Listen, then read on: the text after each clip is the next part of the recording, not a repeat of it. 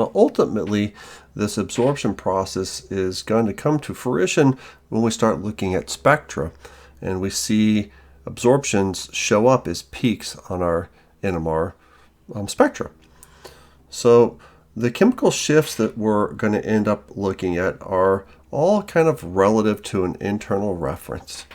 That internal reference is tetramethylsilane. So that compound is added, or it's usually in one of the solvents to some degree.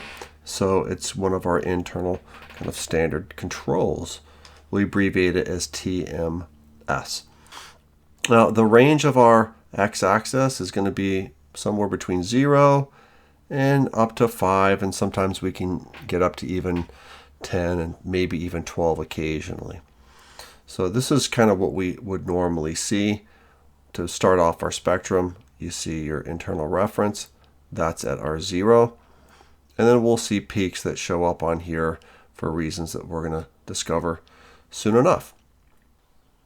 Now, as we segue into this next section, I just want to do a brief introduction here to shielding. It's an important concept that's going to come up quite a bit as we talk about our NMR spectra.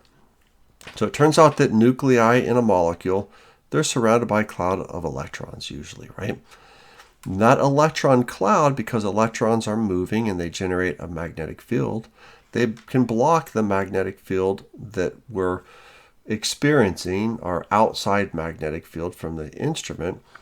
And that process is called shielding, and it shields the nucleus from that external magnetic field. And so the magnetic field that goes into the nucleus is less. The inside magnetic field is decreased.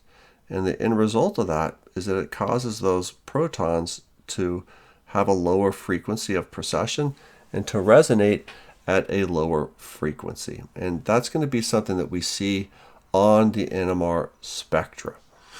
So let's take a look at that in our next section.